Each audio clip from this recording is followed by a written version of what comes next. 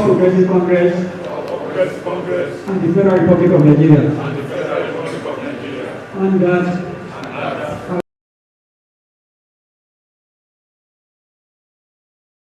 spoken to us that we are on the path of greatness. And you know, without pain, there is no gain. We have understood the pain. And we know that the leadership of Asiwaju Bola Ahmed Tinubu has taken the bulls by the horn, has taken some very difficult decisions that some people could not take in the past.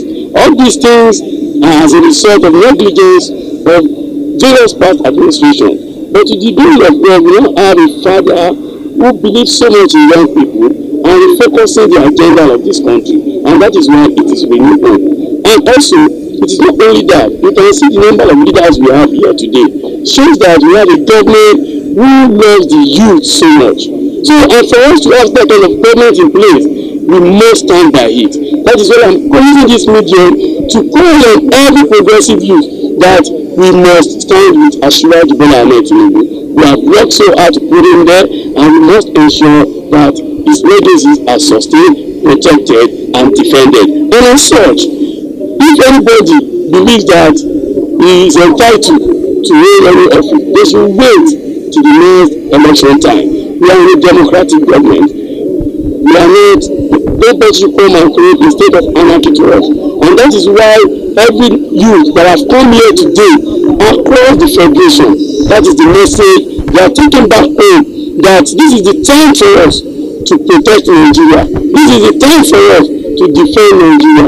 We cannot allow anybody for selfish reason to come and truncate the democracy that we are all enjoying. Thank you. For all the governments we have witnessed, this seems to be the government that understands our pains, that understands what we crave for.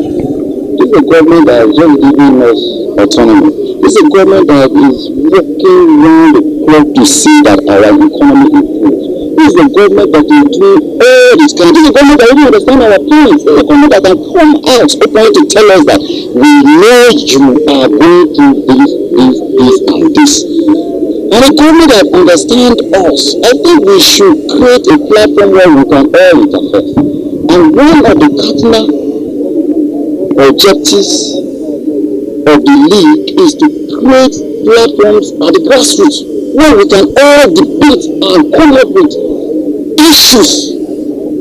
We can promote these policies, help the government to turn these policies into programs, work on the programs. We shouldn't be talking about problems. Let us be talking about programs. Let us be talking about solutions.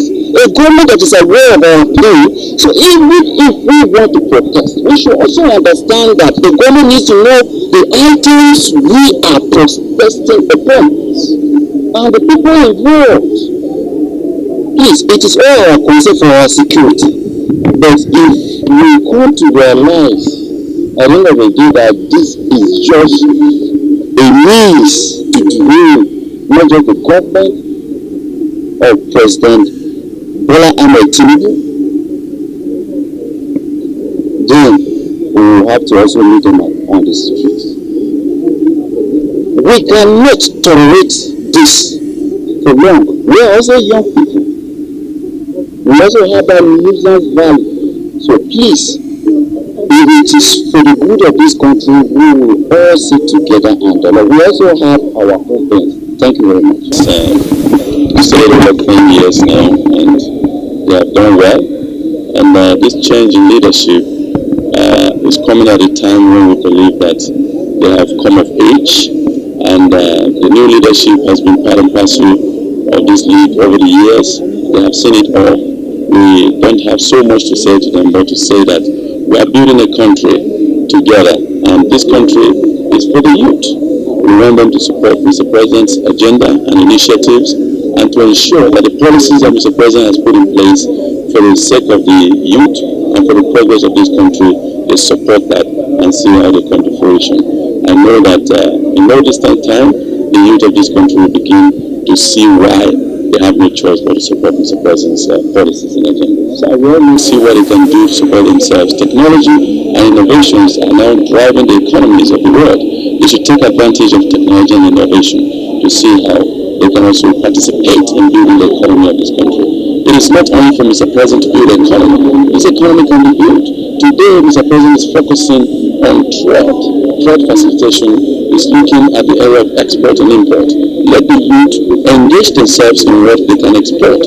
Nigeria and Africa as a whole has free trade area now. There's an agreement, African Free Continental Trade Agreement, which is in force, and therefore the African market is open. It's one free market now, the whole of Africa. Let our youth engage in productive activities so that they will have what to export out of Nigeria to other African countries. That's my message for them today. And as they go back to their respective places, their respective states, let them engage the other youth who are not here.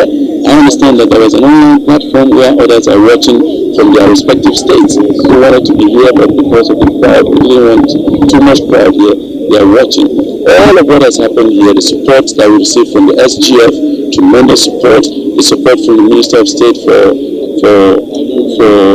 Environment, the Minister of State for Youth Development, and all other ministers that have sent their goodwill messages. We are all speaking the same message. Mr. President has an agenda for the youth of this country. Let the youth of this country give him the chance to do that.